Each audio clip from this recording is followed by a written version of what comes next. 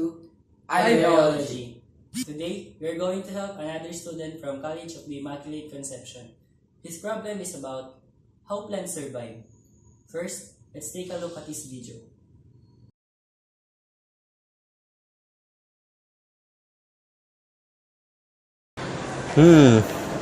He looks dry. Is he thirsty? I wonder how plants get food.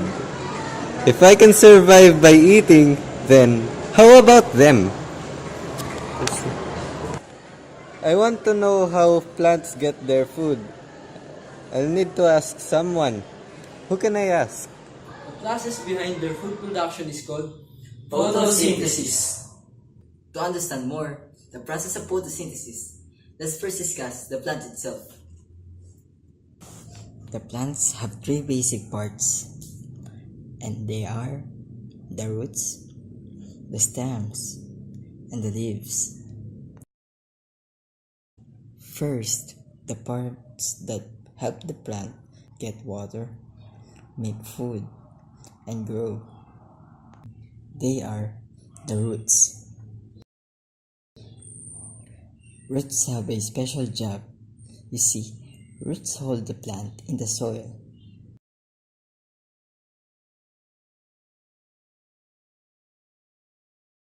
And roots bring water and nutrients from the soil to the plant.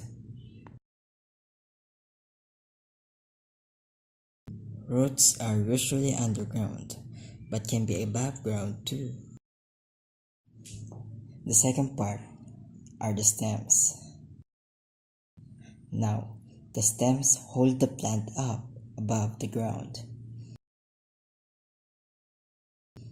The stems carry water and food through the plant.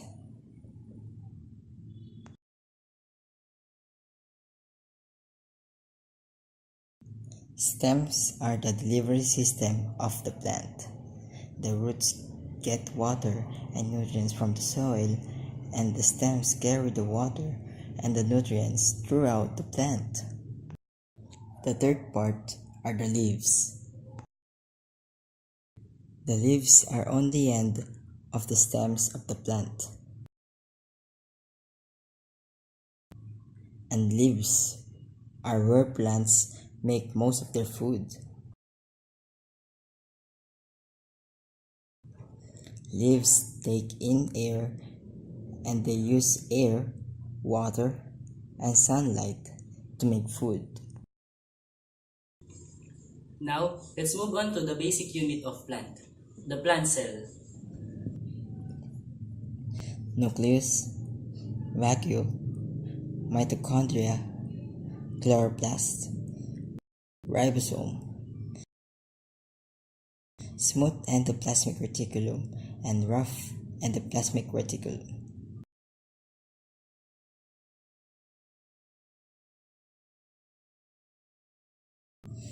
Golgi apparatus, microtubules, cell membrane, cell wall, and cytoplasm are some of the parts of the plant cell. First, the nucleus. The nucleus is the part of the cell that controls the growth and reproduction. It is like the brain of the cell.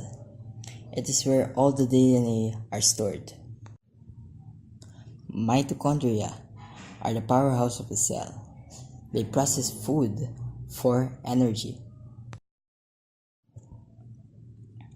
Vacuoles. Vacuoles are basically storage containers for plant cells. They can store water, keep unwanted substances out of the cell, help maintain pH. Chloroplasts. Chloroplasts perform photosynthesis for plant cell. Both kinds of endoplasmic reticulum transport protein throughout the cell and provide structure like a highway system for the cell. Ribosomes.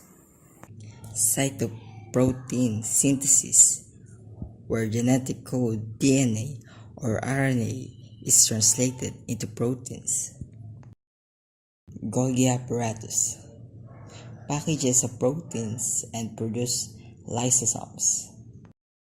Microtubules, thick protein tubes that helps either move the cell or move the chromosomes during reproduction.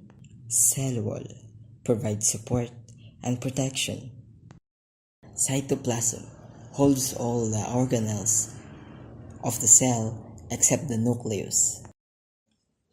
Now that we've already understand the parts of the plant cell, let us move now to the photosynthesis.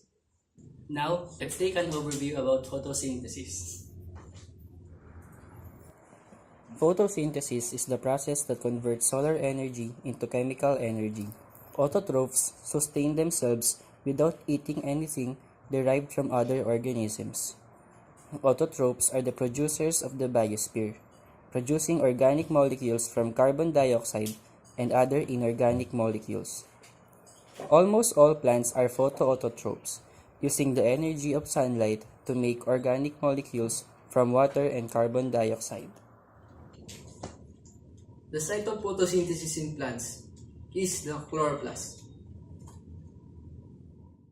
The chloroplast, an organelle found in autotroph cells, absorbs sunlight and uses it, in the presence of water and carbon dioxide, to produce glucose, the food source for the organism. The chloroplast has two membranes.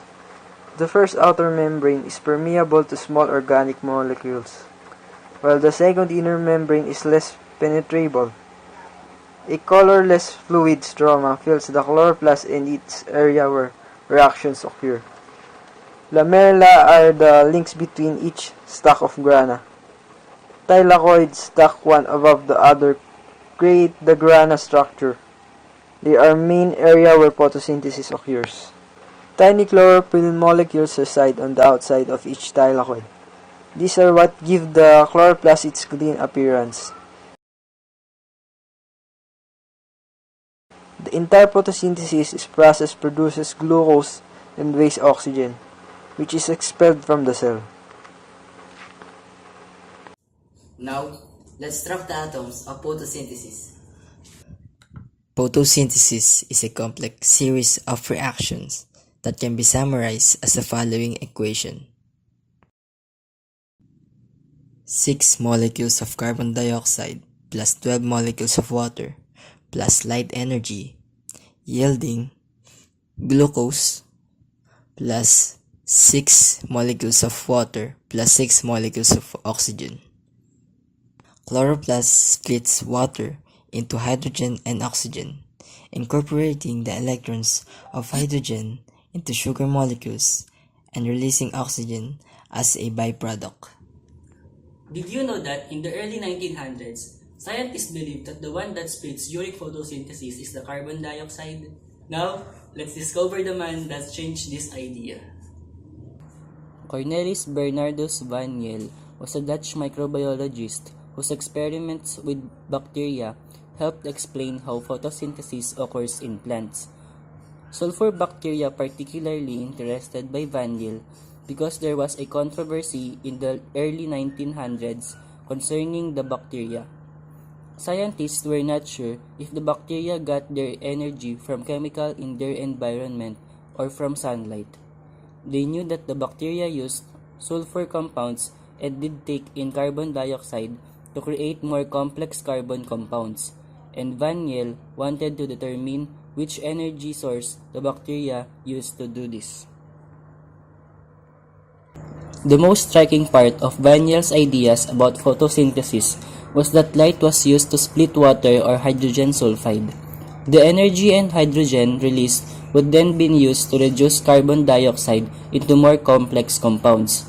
This was new and interesting at the time because it meant that the oxygen given off by plants during photosynthesis came from the split water molecule and not from carbon dioxide as previously thought. The photosynthesis has two stages, the light-dependent reaction and the light-independent reaction, or also known as the Calvin cycle or dark reaction. The photosystems consist of a race of chlorophyll molecules. Chlorophyll, the green pigment of leaves, absorb light energy. Absorbed light energy excites electrons to a higher energy level. Energized electrons from photosystem 1 are passed down an electron transport chain and added to a NADP+ to form NADPPH. Meanwhile, energized electrons from photosystem 2 are passed through another electron transport chain. Their energy is used to pump hydrogen ions from stroma into the thylakoid compartment, creating a concentration gradient. Electrons leaving this electron transport chain enter photosystem 1, replenishing its lost electron. Photosystem 2 replenish its electron by splitting water. Hydrogen ions and oxygens are released into the thylakoid compartment. This is where the oxygen gas generated by photosynthesis comes from. The buildup of hydrogen ions inside the thylakoid compartment stores potential energy. This energy is harvested by an enzyme called ATP synthase. As hydrogen ions diffuse through ATP synthase down their concentration gradient, the enzyme uses the energy of the moving ions to make ATP. Next, ATP and NADPPH are used in the sugar making process of the Calvin cycle. Now, let's move on to the dark reaction or Calvin cycle. The cycle consists of 3 steps: carbon fixation, reduction, and regeneration. The first step is carbon fixation. In this step, carbon dioxide is attached to ribulose 1,5-biphosphate, resulting into 6 carbon molecule that splits into 2 carbon molecules. The second step is sequence of reactions using electron from NADPH and some of the ATP to reduce carbon dioxide. In the third step, 1,5-biphosphate is regenerated for every steps of the cycle. 5 molecules of glyceraldehyde 3-biphosphate are used to reform 3 molecules of ribulose 1,biphosphate. The remaining glyceraldehyde 3-phosphate is then used to make glucose, fatty acids, or glycerol.